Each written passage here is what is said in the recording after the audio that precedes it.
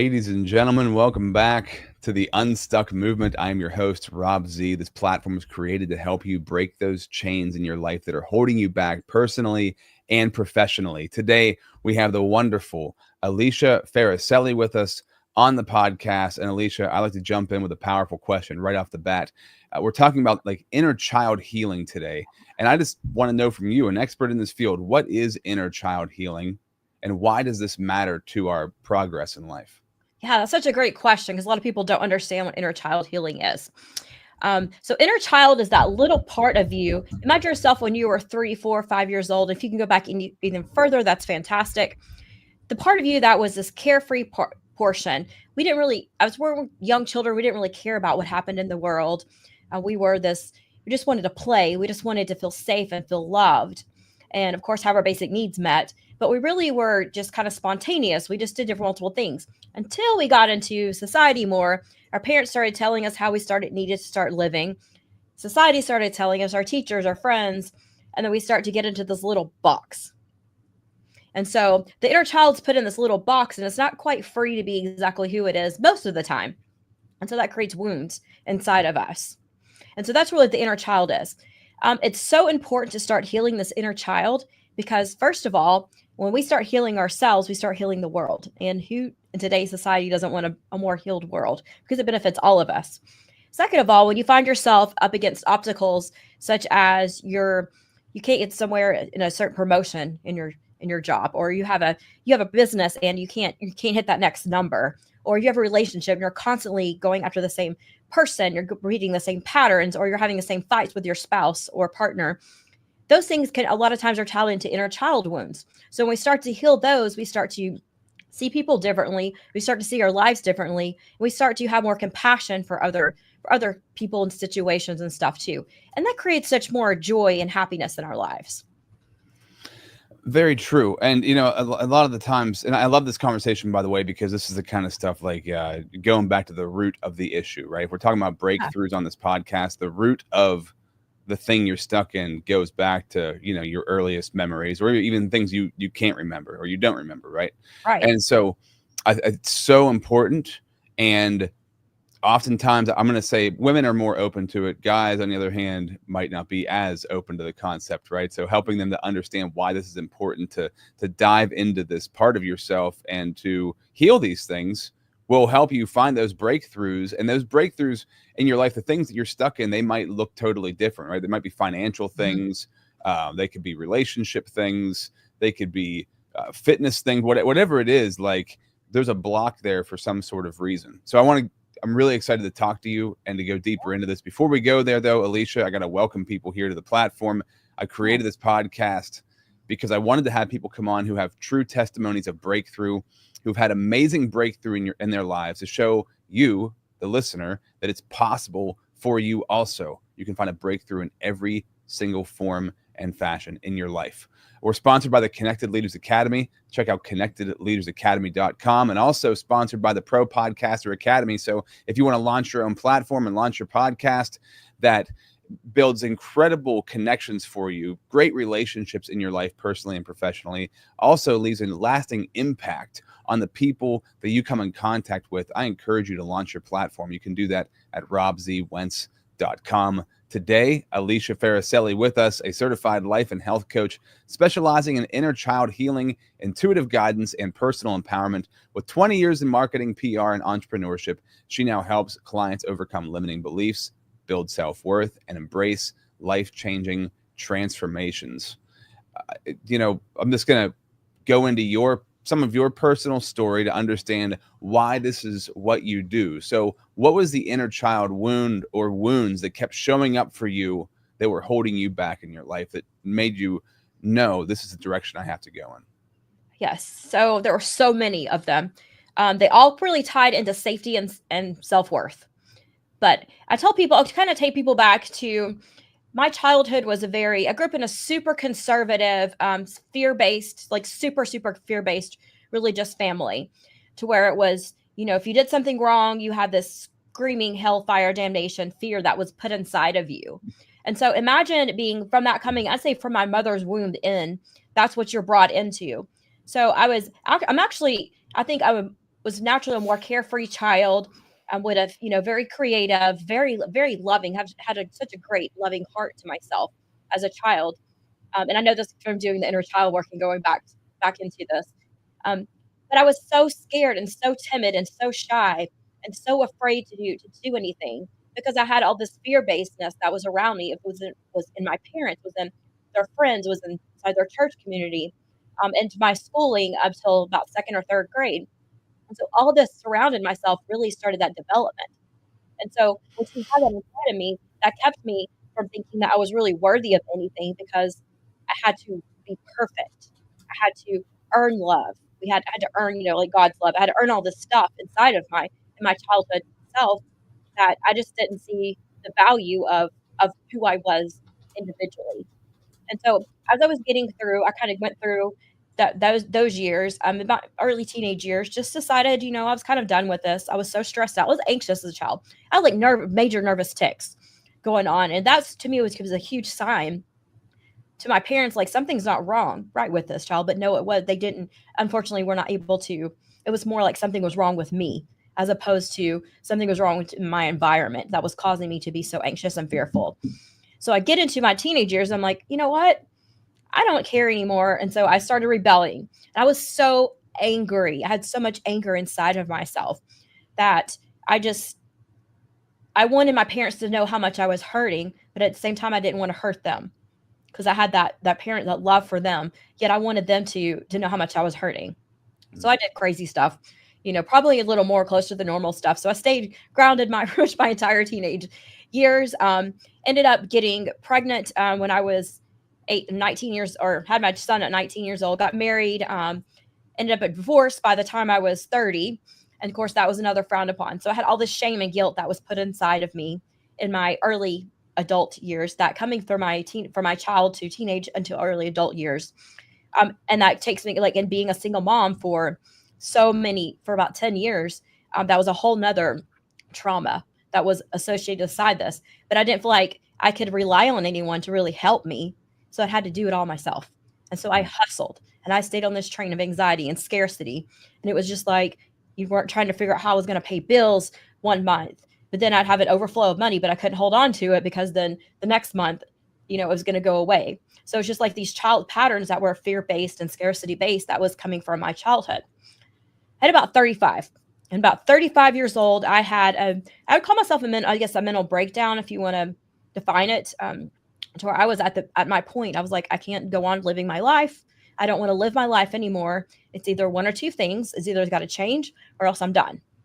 And so luckily I kind of called out to the universe and it answered me and it said, okay, we're going to show you, how much beauty there is already around you. So I started to open up and notice the beauty that was coming. A little more great gratitude, and then started on this healing journey by myself, really digging into more spiritual practices at the time, more religious practices, and kind of started to learn and kind of get out of the fear-basedness that was put inside of me, and started to learn that, there's another way of life besides this way.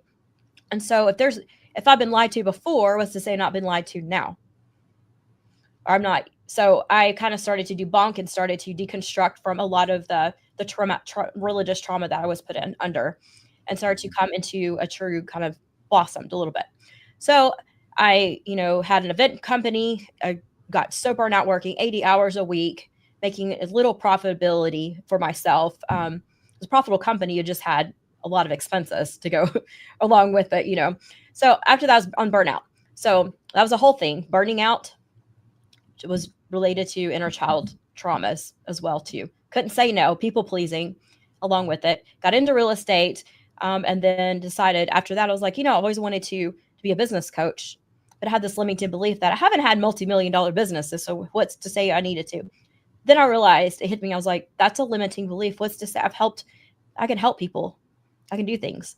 So I started expanding the journey of self-development, learning to love myself.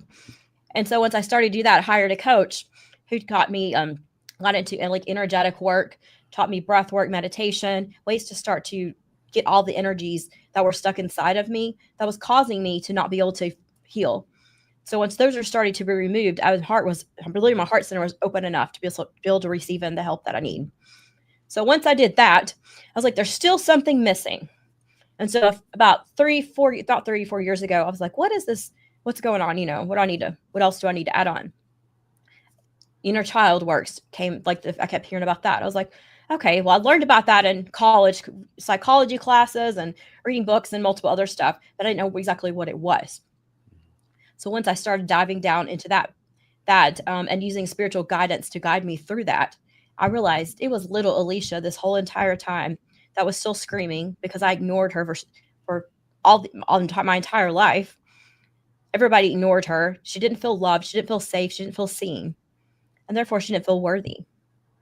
And so once I started to tie in and started to heal her and connect with her, then I started to see my life start to bloom. I started to see joy. I started to see the way I looked at other people started to make my life so much easier. I was able to give people more compassion, be able to come across, look at my parents and give them compassion, knowing that their inner children were wounded as well too, particularly my father. And then I was just able to start the healing process to a bigger degree. Now, healing to me is a lifelong journey. It's not something that's, I'm going to say, oh, I'm fully healed, because it's a lifelong journey. Things happen day to day that cause us to, triggers and cause us to kind of get out of whack a little bit. But it's much easier when you have a healed inner child to be able to come back into alignment with your true purpose and identity of who you are, and to love yourself much deeper. How did you connect with little Alicia, right? You said you had to go back and fix, heal those wounds. What does that actually look like to go back and do that? I had to discover her. I had to sit down and just sit and be like, where is little Alicia? Oh, there she is. And I really did this through meditation. I think the first time was through meditation, through a guided meditation. And I connected, and she just cried her little heart out because I sat and listened to her with no judgment, with compassion, with knowing that whatever she was feeling was validated. And I validated her feelings. I didn't make her feel like, I didn't say she was okay to be a victim, but I validated her feelings. And so once I did that, she started to open up and talk to me and tell me the ways and the things that were causing these blocks in my life, and the things that were patterns that were repeating and why I was repeating those patterns.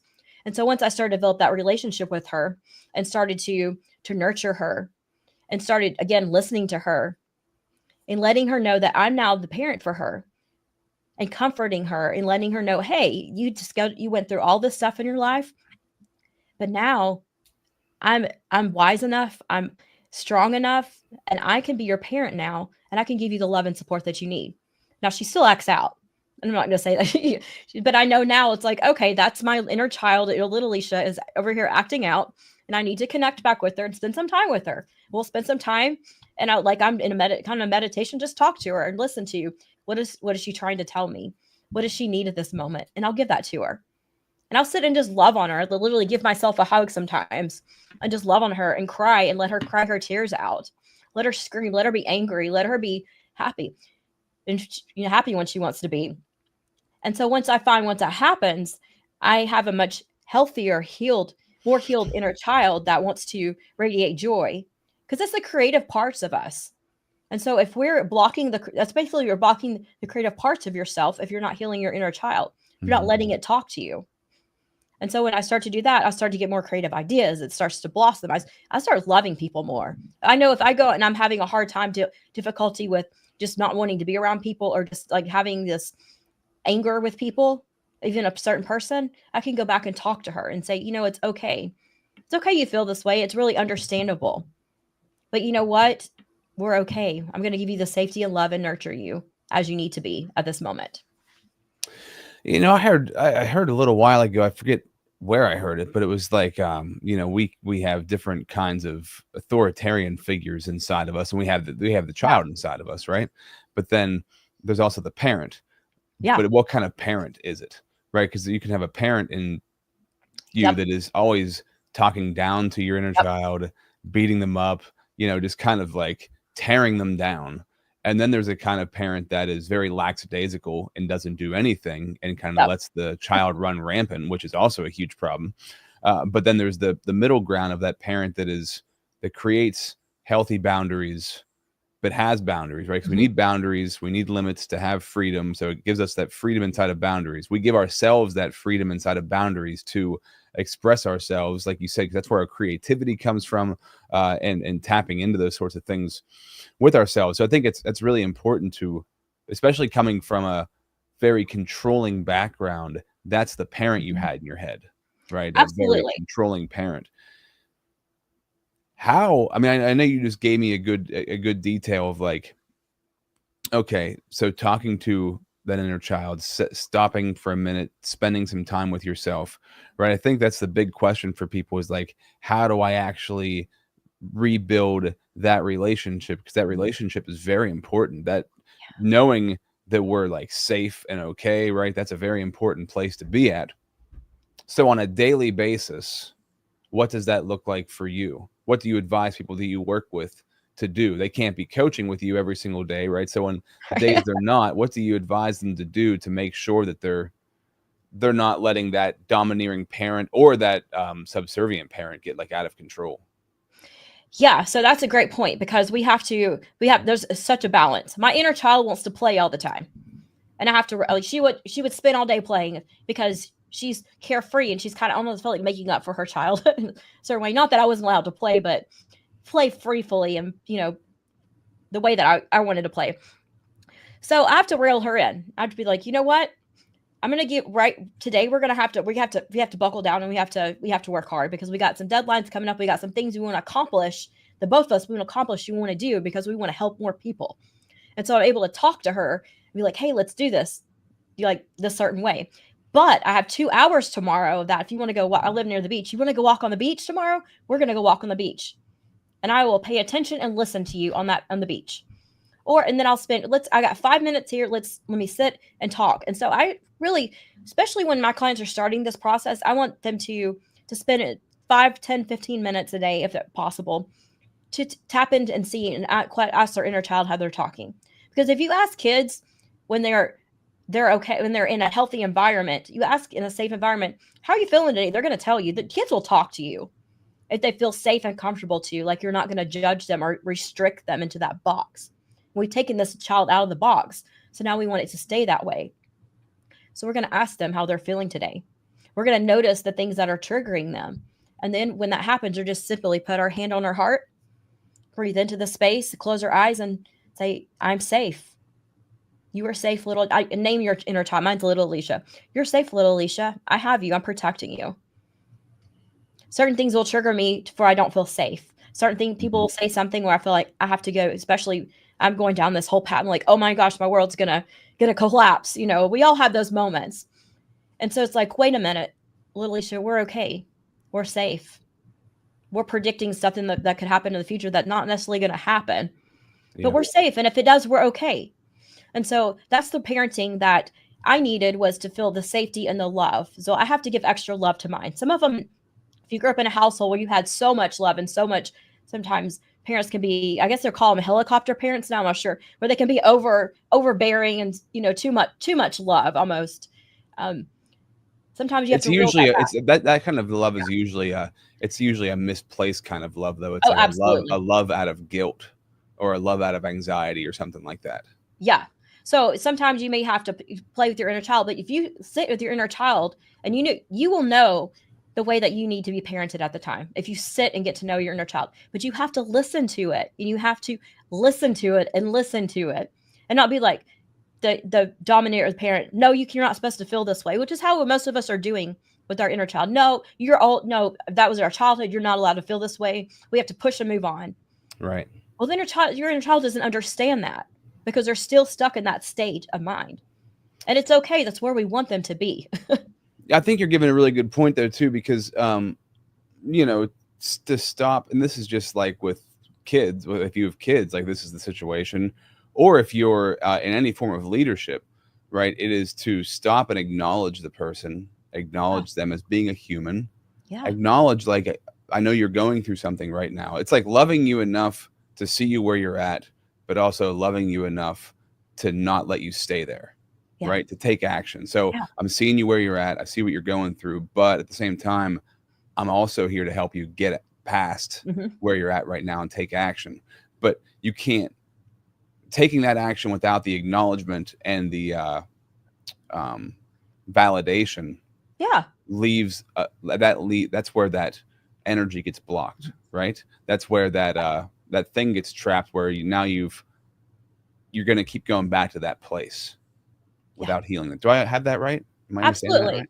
Imagine when you're a kid and your parents told you, just do what I say, just do it because I said so. And you're like, but you don't understand behind, it doesn't have to be a logical reason, but you don't understand the emotions that are coming behind that, because it's just harshness that's coming behind that. So we can do that with our inner child as much, but we can come back and we can explain, we got to get this done, or, this is the reasoning behind this. And it's going to explain it, and they're going to be able to accept it more because they understand that's coming from love. You have a reasoning for your love, I guess you would say, more as opposed to just shoving it down because I said so. And I did that with my kids too. So if you're a parent, I'm not at all judging you for that, because that's one of my biggest regrets is like, just because I said so. And so we do that with kids a lot of times because we're so into our adult world that we can't cross over into the curiosity.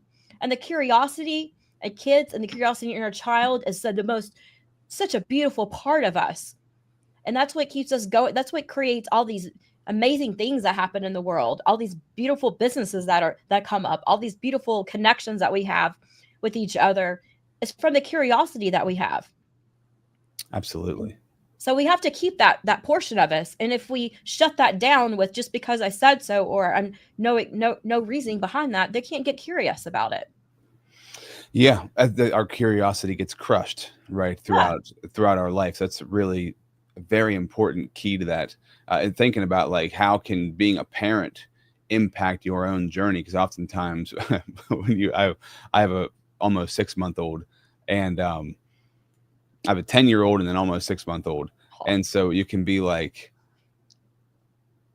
this is such a for a while your life turns into a hamster wheel. Getting through each day, just kind of like managing everything. And so you can forget to look at it like, wow, what an opportunity to grow and what an opportunity to heal, because of what you can see through your kids. And you can see how kids live and how they think and how they act, and being mindful not to, number one, not to squash that, but also how can I be more like that again? Yes. Because they're automatically connected with themselves in that creative way. We have to remember how to get back to that creative place. I think it's really cool that you help people kind of go back, because that healing of the inner child it brings out that creativity that you may be missing. So we got to take a break real quick. I got to shout out the sponsor of the podcast, but I'm curious, when it comes to high achievers, right? So many high achievers struggle with self-worth in their life. How can you stay achieving things at a high level while also healing that self-worth? And what does it look like whenever you do that? We'll talk about that in 1 minute. Are you struggling to make consistent, valuable content for yourself? Do you want to have an efficient and effective way to create content that attracts the people that you want to connect with in life, the people you want to build relationships with in business? Do you want to be the go-to authority at what you do, at what you're great at? Would it be helpful for you if you had a platform that connects you to incredible people in your industry? The kind of platform that gets you leads and lands you clients without you having to beat down anybody's door or blow up anybody's inbox. Whether you're already creating content or you're desiring to start and it's something that's been kind of burning inside of you for a while, I urge you and encourage you to check out the Pro Podcaster Academy. Get started right now. Join the waitlist at robzwentz.com. Hi, my name is Jose Escobar, and I'm the founder and CEO of the Connected Leaders Academy. We're a growing tribe, a community of entrepreneurs all over the world globally. If you're an entrepreneur and you're looking to grow personally and professionally, scale your influence, develop your skill sets, move the needle in your business, more clients, more money, more profit, the bottom line, and of course, grow your circle and your network like never before, join the Connected Leaders Academy today. Check me out on Instagram and on Facebook, the @ JASCO25. We look forward to having you join us. Take care. Alicia, loving this conversation, and it's really important. And when we talk about high achievers, people who are always trying to, reach new heights, they often struggle with self-worth. As you're, working on your inner child, how can you still set yourself on achieving better things, bigger things, but maybe not doing that out of so much stress, pressure, guilt, shame. Yes. So that's what the inner child work takes away. And I'll use myself as an example. I was on the hamster wheel, particularly with my event company and real estate ladder of my last two industries I was in besides coaching now, is I continue to try to prove myself. Because I was this little girl inside of me was saying, we got to prove ourselves for love. We got to prove ourselves for people to respect us. We got to prove ourselves. But I wasn't proving myself for myself and doing the things that for me. I was doing it for everyone else. So people would give me advice and I'd be like, okay, I got to go do that. I got to do that. And it created such chaos in my head, my mind and my head and everything that I was just burnout. And I was like, I cannot continue to function like this. And so once I started quieting those voices, I started listening to my inner child and realized, you know what? Am I doing this for myself or am I doing this for other people? Am I doing this because I have to prove to the world that I'm valuable and I'm worthy? Or am I doing this because this is something that's true to my heart and true to the impact I want to make on the world? Because it makes me feel good about inside. To see other people thriving. Those are two different things. And so when we start to heal the inner child and start to work on the inner child, we start to have to lessen that, the people pleasing.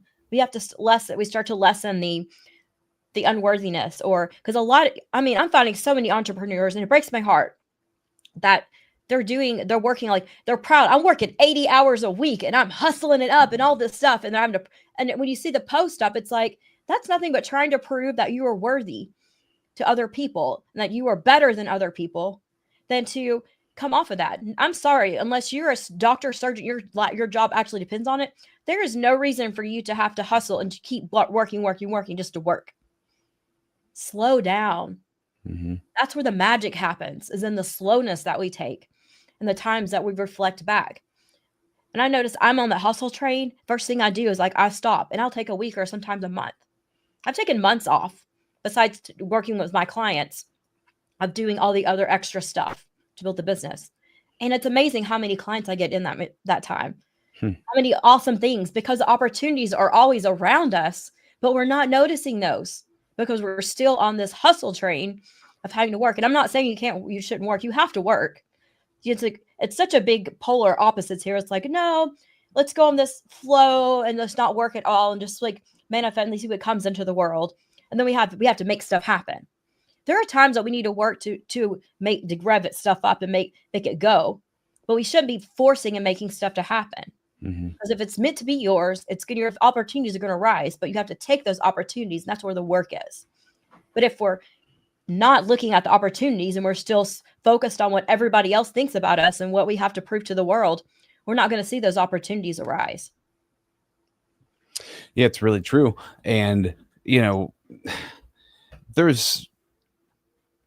I've noticed with myself that I'm always, as an entrepreneur, when you're creative and you want to do things, you get a lot of exciting ideas and you want to go towards stuff. So I get excited about like things I want to get to, and then find myself not getting to them as fast as I feel like I should be getting to them, which creates that burnout for me. It's like I put an unrealistic amount of expectation on myself of what I can get done with the way my life is right now. Like I said, I have a 6-month-old. Like that slows things down. It has to. And embracing that this is so key, right? Embracing like where you're at in seasons of your life and finding that harmony. And that's something with myself that I work through on a daily basis, because sometimes I feel totally out of balance. Other days I feel like I had really good harmony that day, and I try to look at like, what is it about the day that causes that to happen? And normally the good days are the days where I'm just accepting things as they're happening and not trying to force anything to happen, and not getting frustrated because things aren't happening exactly how I think that I need them to. And so another piece of that I wanted to mention, you said about taking too much outside advice leads to burnout, something along those lines. So I went through this too. And so as a people pleaser myself, like listening too much to other people and trying to take all of their advice is a people pleasing thing. And it's going to really burn you out. Right. So understanding that people are going to give you advice, you don't have to listen to them. And honestly, the less people you listen to, the better. Yeah. Listen to yourself. It's intuitively feel good. Does it feel good inside yourself? Get back to your feelings again. Does it feel good inside yourself? what they have to say makes sense and feel good. Like, that's something that, yes, it sounds like, or is it, I should do this because my logical mind's telling me if I don't do this, I'm going to fail. The scarcity's coming in. Mm-hmm. So there's two different things. Does it feel good, or does it feel like a fear-based? Mm-hmm. That's how I personally discover, like, I get advice all the time, and I'm happy. I want people to send me advice. I'm probably not going to take it. And it's maybe partly because I'm stubborn, but mostly because it doesn't feel right to me. It doesn't feel like my path. And I know that my path because I trust myself now. When you trust yourself, you're able to kindly listen to the advice, take the bits and pieces that align up with your path and what you want to do. You know, you can store the rest of it back in memory, write it down or whatever. And maybe if there's a time for that to come to play. Mm-hmm. But I've got marketing was the worst for me. Had people tell me I needed to be on this every platform. I need to post this many times. I need to do all this and this and that. It's like, and then no, but you got to do this, but then you got to do this, but you need to be doing this. It's like, I don't have time to do any of this. So then I'm just going to fail. So I'd sit back and just like shut down. Like, it's not going to happen. And so that's, again, the people pleasing going, send me like, thank you for your advice. I appreciate that. I'll take that in consideration and just move on. That's pretty simple to do, but we don't have we want to make everybody happy. Yeah. Yeah. And so acknowledging that, right. I hear your advice. Thank you for giving it to me. That doesn't mean I have to take it. It doesn't mean I have to receive it. Right. And there's actually a lot of power in choosing if you receive or don't receive information. And that person doesn't need to know that, but you need to know that. Mm-hmm. I wanted to ask, this is kind of a personal question, but what do you do if you don't remember much of your childhood? I don't have a lot of memories of my childhood, and I've prayed about this a lot. I've meditated on this, counseling, things like that. There's not a lot of childhood memories, like barely any.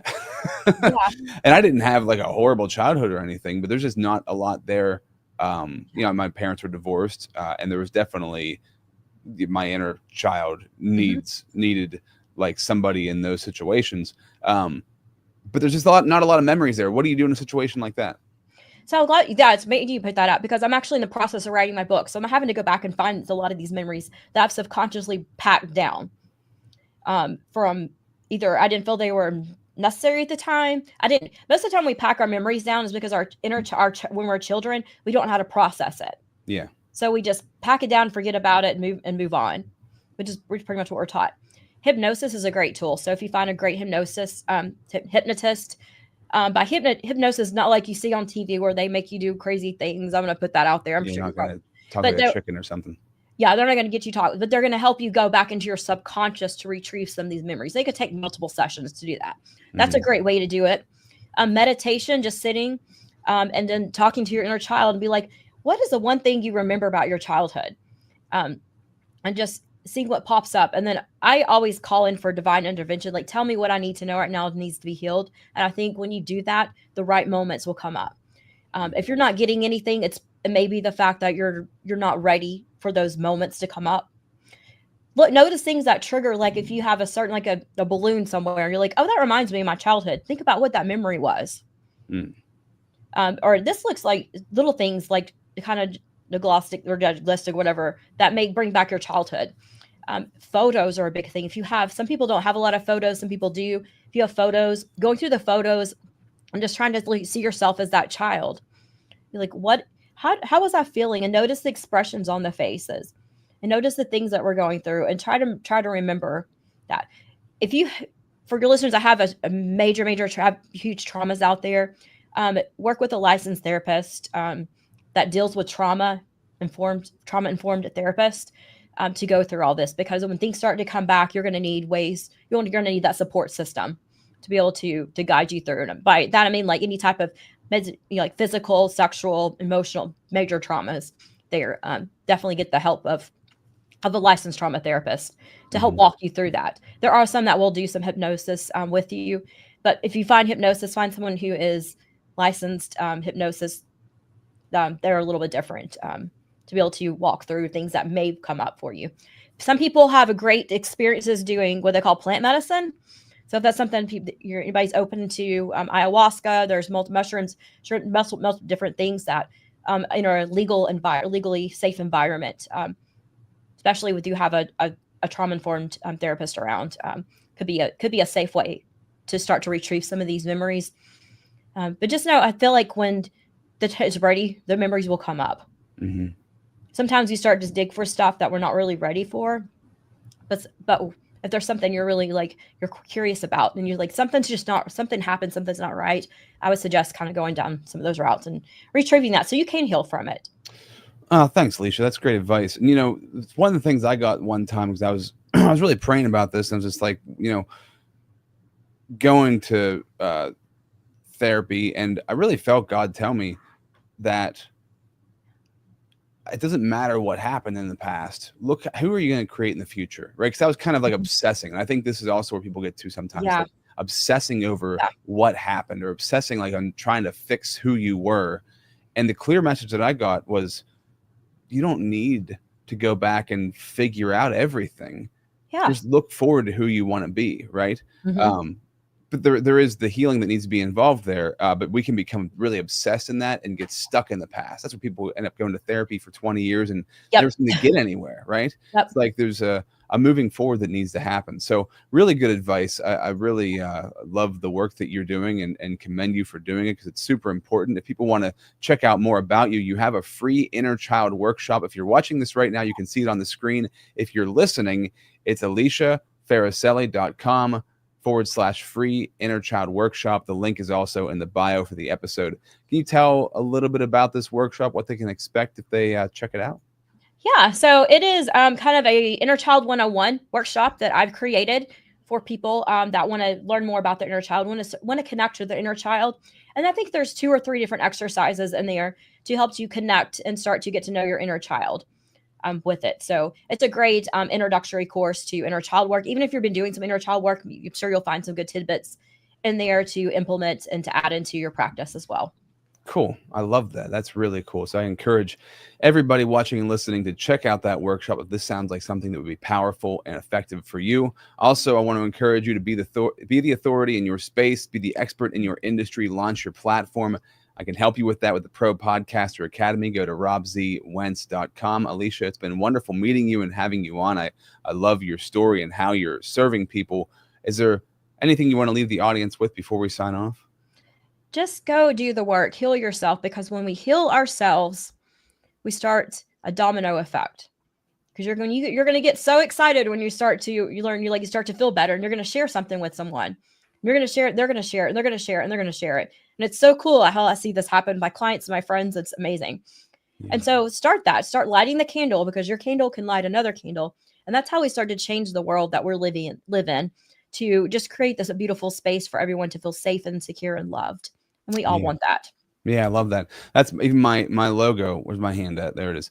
That little flame, right? The little flame you have inside of yourself. Keep feeding that flame, right? And when you help other people, you serve other people, that flame grows, right? So I love that. That's a great way to finish this thing. Thank you for coming on today. Thank you for giving your true testimony of breakthrough. And until next time, this has been the Unstuck Movement.